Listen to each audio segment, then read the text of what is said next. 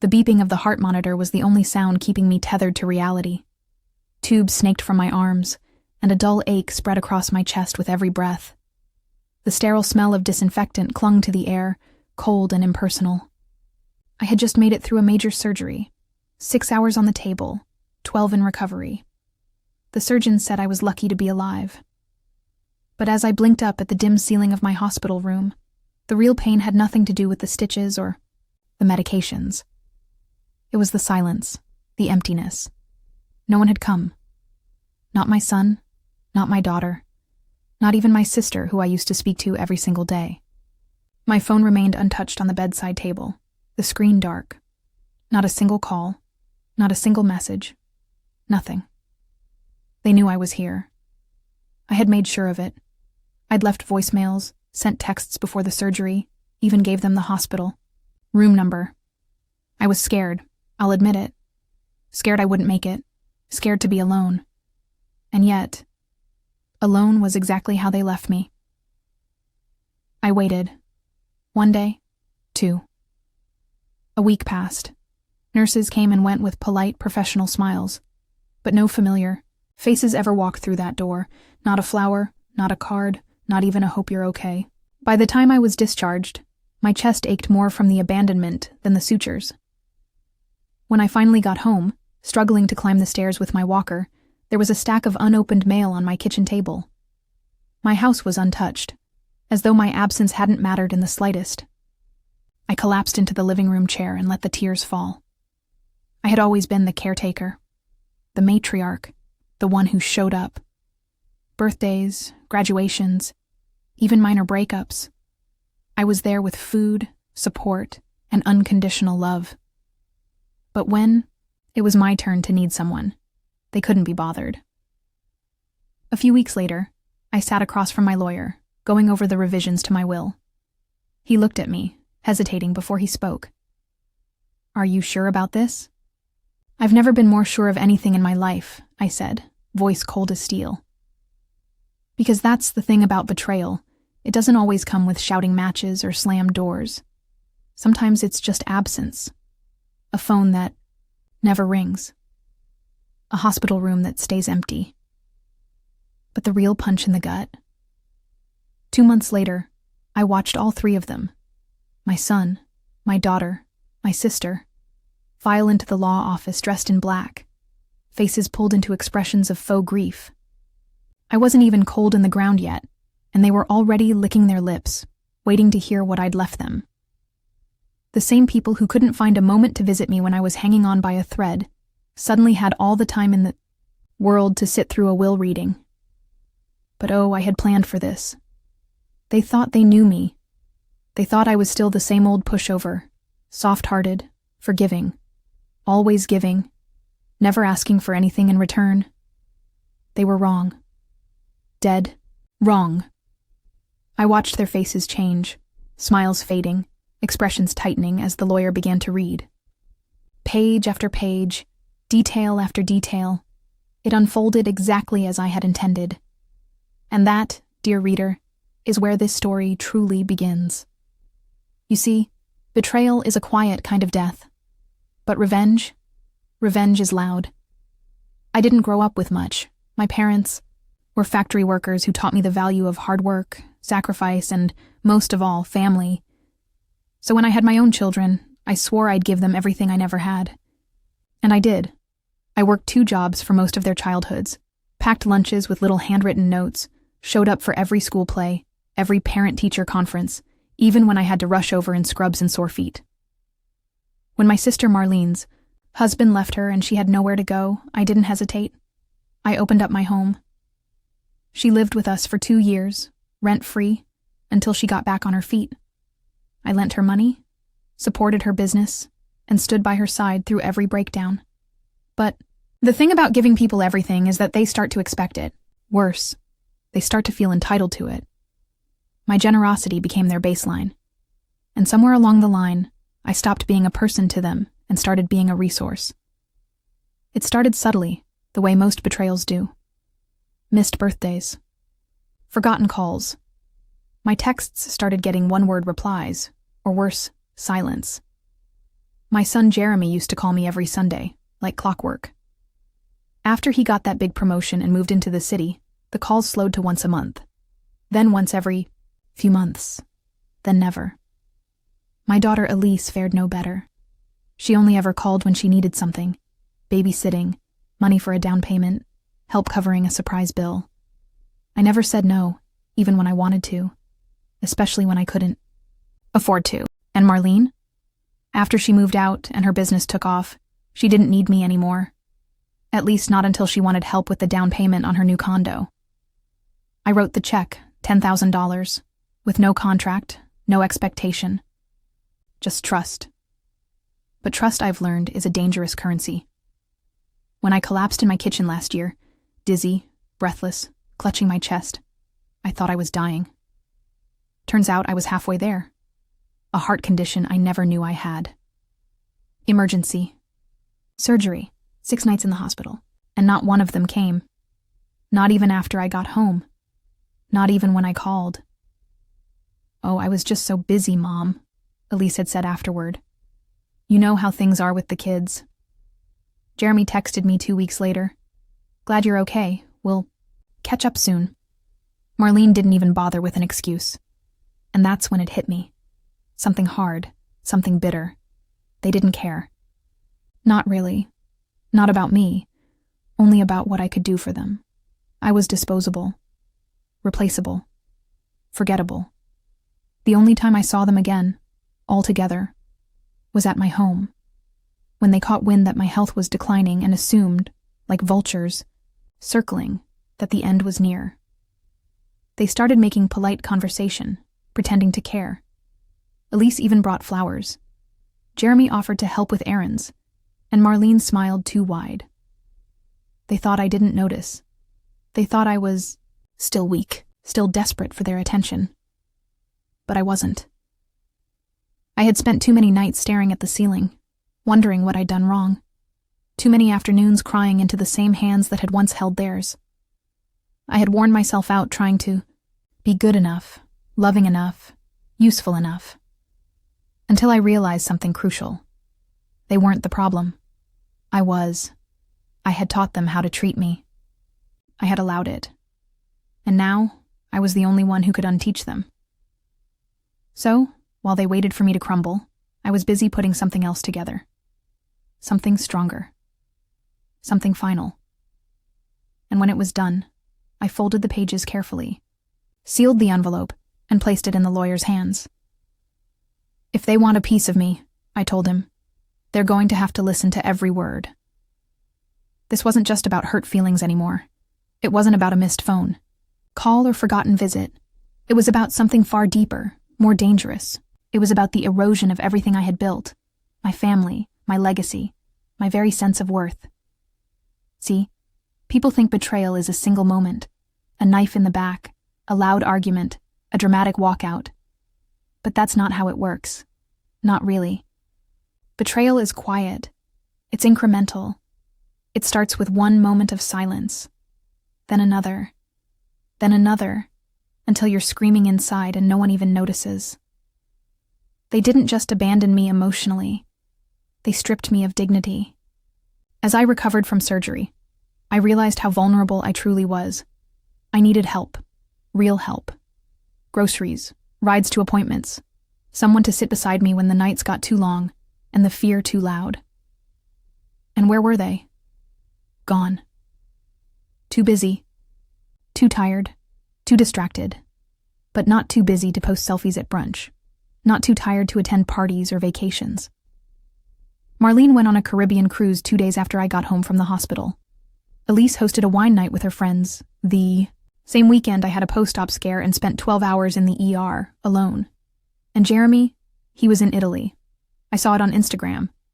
A full album of sun-drenched villas and cocktails beside infinity pools, all captioned with things like, "Grateful for this beautiful life." Not once did he message me while I was recovering. What did all of this mean? It meant I had poured decades of my life into people who never planned to pour anything back. It meant that when the day finally came that I couldn't take care of myself, I had no one to rely on. Not really. It meant that everything I had worked so hard for, every dollar saved, every sacrifice made, was at risk of ending up in the hands of people who didn't love me. Not truly. Not in the ways that matter. You don't realize how much you've been carrying until you fall, and no one offers to pick you up. And I had carried them all. Their debts, their emotions, their problems. I had excused bad behavior under the guise of family loyalty. I had stayed silent when they dismissed me, disrespected me, discarded me. I told myself it would change, that they would grow up, that I had to be patient. But patience is no substitute for respect. And love, without respect, that's just manipulation dressed up in pretty. There's something shattering about seeing your own blood, your own flesh, look right through you like you're furniture in a room they've outgrown. And worse still, watching them circle like hyenas, sniffing for what's theirs the moment. They think your time is up. That will reading. Oh, I knew they'd come. I knew the second I closed my eyes for good, they'd crawl out of their holes and dust off their fake tears. Because if there's one thing they cared about more than me, it was money. They assumed they'd get it all. They assumed I hadn't changed a thing. They assumed wrong. You see, it wasn't about revenge for the sake of being petty. This was about justice. It was about ensuring that my legacy, the life I worked for, bled for, wouldn't become their next entitlement. I didn't want my hard-earned estate to fund Jeremy's third luxury car, or Elise's overpriced yoga retreats, or Marlene's next flashy renovation. I wanted it to mean something. I wanted it to go to the people who were there. The nurse, who held my hand during the worst of the pain. The neighbor who brought groceries every week without being asked. The charity that gave free rides to medical appointments when no one else would. They deserved it. Not because of blood, because of loyalty, because of love, because they showed up. And that's what this story is really about. Not revenge for the sake of vengeance, but karma served cold, in silence, with receipts. They thought I'd die quietly. They thought they'd win by default. But they forgot one very important thing. I always finish what I start. I didn't get angry. Not in the way they expected. There were no screaming voicemails, no dramatic ultimatums, just silence, just distance. While they carried on with their lives, blissfully unaware, I was making quiet moves in the background. It started with my will. I'd had one in place for years, basic, traditional, the kind you make when you assume your children will grow into decent adults. Everything split evenly, house, savings, investments. It was simple. Too simple. But now, it needed teeth. My lawyer, Mr. Ridley, had been handling my affairs for nearly a decade. A cautious man, always by the book, but even he raised his eyebrows when I showed him the new distribution. "You're sure about this?" he asked, tapping the edge of the legal pad. "Absolutely." We went over every detail. I removed Jeremy, Elise, and Marlene from the primary asset list. Instead, I left small, symbolic amounts. Amounts that would make a point, not a profit. Jeremy would get the old recliner in the basement, the one he always said was an eyesore I should throw away. Along with it, a $1 and a letter. Elise would receive my worn-out recipe box. She used to complain about how my cooking was too old-fashioned, so I figured it was poetic. Marlene would inherit a framed photo of us from when she first moved in with me, taken before things soured. A reminder, not a reward. But the real plan, the part that made me smile as I recovered in silence, was what I did with the rest. I set up a scholarship fund in my name at the local community college, dedicated to single mothers returning to school. I left a significant amount to the nurse, Angela, who sat with me during my darkest nights in the hospital and treated me like a human being, not just a chart. I donated a portion to Meals on Wheels, the very organization that showed up when my own family didn't. I wrote them a letter too, explaining why it mattered. And the house? That went to my neighbor Sam, a widower in his 60s, who shoveled my driveway after the snowstorm, brought soup when I couldn't get out of bed, and never asked for a thing in return. But I didn't stop there. Rewriting a will is one thing. But I wanted them to hear it. I wanted them to sit in that room, expecting a payout, wearing those practiced expressions of grief, and be served with truth instead. So, I recorded a message. Nothing flashy. Just me, sitting in my living room, calm and collected. "I know why you're here," I began, looking directly into the camera. "You weren't here when it mattered, but you're here now. You came for what you thought you were owed. Let me explain why you're leaving empty-handed." I went on to list the moments they failed, not out of bitterness, but out of clarity. I talked about the silence, the absence, the way they made me feel like a burden when I needed help the most. I ended the video with a smile. I hope this serves as a reminder that people remember how you treat them when they're at their lowest. That's when character shows. And if you're watching this, well, yours did. Mr. Ridley agreed to play the video during the official reading. And just to ensure there were no legal loopholes, I attached everything with an airtight no contest clause. If they challenged it in court, they'd forfeit even the symbolic scraps. I left nothing to chance. Because this wasn't about being vindictive. It was about taking control. About leaving behind something that actually mattered. Something honest. Something intentional. They had taken for granted the woman I used to be. The giver. The fixer. The quiet one. But the woman they overlooked in that hospital bed, she was gone. And the one who replaced her? She was ready. There's a quiet power in planning while others underestimate you. While they went on with their lives, making assumptions, I moved like a shadow, carefully, deliberately, and always a step ahead. I started by documenting everything. Not just legal paperwork, but personal receipts too. The unanswered texts. The ignored calls. The dates and times I reached out. I printed copies and kept a journal. Not out of pettiness, but clarity. Because memory fades, but paper doesn't lie. Then I requested my full hospital records. Every surgery note, every post-op follow-up, even the admission log from the emergency room. It sounds excessive, maybe, but I wanted a clear, undeniable picture of just how serious my condition had been. I wanted to remember, not just for them, but for me. Proof that I hadn't imagined the silence, that it really was as bad as I remembered. I reviewed my finances next, line by line. I traced every loan I'd ever given Marlene, every transfer I'd sent to Elise, every short-term deposit into Jeremy's business that somehow never came back. I wrote it all down, with dates, amounts, and descriptions. Decades of quiet, giving, laid bare in black and white. Once I had it all, I met with Mr. Ridley again. We drafted airtight clauses. No wiggle room, no he said, she said. If any of them tried to contest the will, they'd receive nothing. If they tried to challenge the trusts, the funds would be redirected to backup charities. I wasn't going to let them bully their way into anything. I also made sure the real beneficiaries knew what was coming. I invited Angela, the nurse, for coffee one afternoon. She cried when I told her. "No one's ever done something like this for me," she said. "You did something for me," I told her. "You showed up." Same with Sam, my neighbor. I handed him a sealed envelope with instructions for Mr. Ridley. He tried to refuse it. I didn't do any of that expecting. "I know," I said. "That's why you're getting it." I made a spreadsheet, a file folder, a backup folder. I wasn't taking any chances. And then, finally, I turned to my children and sister. Not directly, but digitally. I changed the locks to the house. I updated my power of attorney. I removed them from my emergency contact list at the hospital. I took control back, piece by piece. The final step was setting the date for the will reading. Mr. Ridley scheduled it for the week following my funeral. Invitations were sent.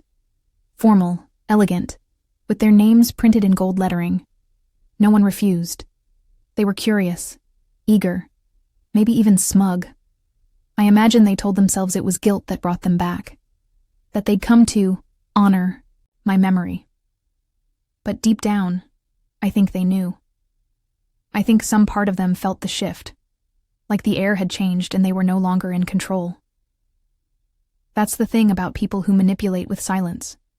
They never expect the quiet ones to strike back, but I wasn't looking for a fight. I was looking for closure. I wasn't going to yell or argue. I wasn't going to try to make them understand. Because they wouldn't. Not really. Not in the ways that mattered. What I wanted, what I planned, was to show them the cost of their absence, to make them sit with it, hear it, feel it. That's what justice looks like sometimes. Not in grand gestures, but in uncomfortable silences and truths spoken plainly. The pieces were in place. The records documented. The beneficiaries secured. The video cued. Everything was ready. And when they walked into that room expecting a payday, what they got was something else entirely. A reckoning. The conference room was quiet. Too quiet. Jeremy sat near the window, legs crossed, dressed like he'd just come from some executive boardroom. Elise wore black like it was a costume. Marlene arrived last, reeking of too much perfume and entitlement. None of them looked particularly sad. A few forced sighs. Elise dabbed the corner of her eye with a tissue that stayed suspiciously dry. They weren't mourning. They were waiting. Mr. Ridley stood at the head of the long mahogany table, fingers steepled, his expression unreadable. "Thank you all for coming," he said. "Before I proceed with the formal reading, there's something your sister, requested you watch." He pressed play. The screen on the wall flickered to life. There I was, sitting in my favorite armchair, calm and collected. I wore a navy sweater, pearls around my neck. My hands were folded neatly in my lap. "I know why you're here," I said, looking directly into the camera. "You came for what you think you're owed. But let me explain something. Inheritance isn't about obligation. It's about intention. And I no longer intend to reward absence." Jeremy shifted in his seat. I continued. "You weren't there when I needed you. You weren't there in the hospital. You weren't there when I came home. You weren't even there when I called. I gave everything I had to this family, my time, my money, my love. And when I needed just a fraction of that in return, silence." Elise looked down. Marlene's jaw clenched. "I want you to know that I didn't make these decisions out of anger," I said. "I made them out of clarity. This isn't punishment, it's recognition. The people who will benefit from my estate are the ones who showed up, the ones who gave, even when they didn't have to, the ones who didn't ask what I could do for them, but asked how I was doing. They're the ones carrying my legacy forward." The screen went black. Silence. Then Mr. Ridley began reading the will aloud. "To my son Jeremy, I leave the leather recliner in the basement and a $1. May it remind you of everything you ignored while chasing more." Jeremy's face flushed. "What the hell is this?" "To my daughter Elise, I leave my recipe box, the one you always found so outdated. May it teach you that love is often found in the little things you once dismissed." Elise's lip trembled, but she said nothing. "To my sister Marlene, I leave the photo of us during better times. May it serve as a mirror, not a memory." Marlene stood up. "Is this a joke? You can't be serious." "Oh, I assure you," Ridley said calmly. "She was very serious." He continued, detailing the full extent of the new will. The scholarship fund, the donation to Meals on Wheels, the full ownership of the house going to Sam, the cash sum and investment account gifted to Angela, all with names, documents, and sealed letters of thanks. "You've got to be kidding me," Jeremy muttered. "She's giving it all to strangers?" Mr. Ridley looked at him, unblinking. "No, she gave it to the people who were family in action, even if not in blood." And then came the final clause.